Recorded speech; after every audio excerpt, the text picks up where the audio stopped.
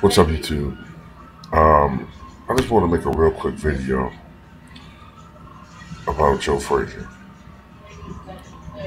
Um, I think sometimes when we think about athletes from the past, we can either uh, overrate them or underrate them. Sometimes we uh, think about only about their great performances, their great scoring games, but we forget about the subpar games. Or in the ring, we think about their glorious moments, but we forget about their less than stellar moments. But I think that still, in my opinion at least, and these things are subjective, but I think that Joe Frazier is still a top 10 all time heavyweight. Um, there are people who say that they just don't think that he makes the cut. Well, he only lost 4 fights. He had that one draw when he came out of retirement, if I'm not mistaken. But he only lost 4 fights, twice to two fighters who are in my top 5 all-time heavyweights. George Foreman twice and Muhammad Ali twice. And he beat Muhammad Ali. And he still he was the first man to beat Muhammad Ali. And he beat Muhammad Ali when Muhammad Ali was basically still in his prime. All right, you could say he wasn't in his prime. 1971, Muhammad Ali was 29 years old. To me, that's your prime. Okay, he may have been slowly easing out of his prime.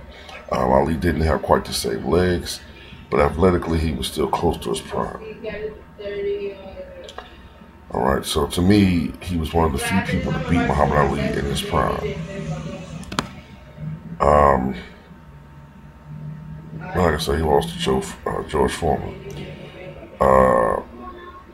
He got blown away by George Foreman, especially the first fight. One thing about Joe Frazier is that he was a killer by attrition and accumulation. He was a swarmer boxer or a swarmer puncher. He, like Rocky Marciano, are fighters that have short shelf lives. They take a lot of punishment to give back and dish it back.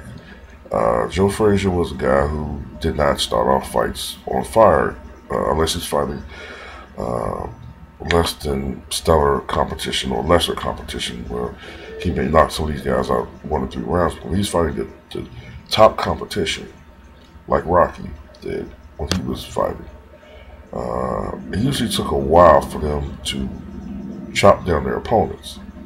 They usually had to be right in front of their opponents. So that's why these guys had shorter careers. That's why Joe Frazier was pretty much finished as a fighter by the time he was 32 years old. That's why Rocky Marciano retired when he was also 32 years old. These guys did not have long careers. Marciano fought with him much more frequently than Frazier, but that's why these guys did not fight as long. Marciano sensed when he fought Archie Moore that he was starting to slip. So Joe Frazier also fought,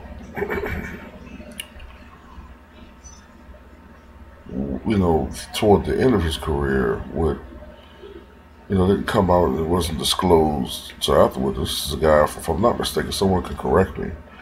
This is a guy who was fighting with, starting to have vision problems. And I think he had glaucoma. I might be wrong. I thought I recall hearing that and reading that. And if I'm not correct on that, someone can correct me in the comment section. But I thought, if I'm not mistaken, he was fighting toward the end of his career with glaucoma. So, Joe Frazier, to me, you look at his resume, you look at whom he fought, you look at the people who he blew away. He was one of the greatest fighters. Muhammad Ali said that at one point he thought he was the second greatest fighter of all time. I don't know about that. But this was a guy who fought in the golden era of heavyweights in the 1970s. And he was arguably the second greatest or third greatest heavyweight of that era. you could put George Foreman right there. Like I said, I think George Foreman is probably in the top 4 heavyweights of all time. So if you don't think that Joe Frazier is a top 10 heavyweight, that's fine. But my question to you is, then who do you believe is greater than Joe Frazier? Who would you have as far as 10 fighters ahead of Joe Frazier? Because I really can, off the top of my head, only think of 5 to 6 who I think are definitely ahead of him. You could make the argument for other ones who've had long careers, but for instance, let me just think. I would not put, I guess, for me personally, I think, for instance, that Jim Jeffries is overrated. Uh, he was a great fighter, but I'm very troubled at the fact he only fought 20 fights back in an era where fighters fought more frequently than any other era in history. But he only fought 20 times. Um, I wouldn't put Primo Carnera ahead of Joe Frazier. His career, basically, for the most part, was a fraud. I wouldn't put fighters like Jack Sharkey as far as heavyweight champions. I wouldn't put Jess Willard ahead of him. Um, I wouldn't put Max Baer ahead of him. I wouldn't put Floyd Patterson ahead of Joe Frazier. So, just thinking about different heavyweights champions throughout history.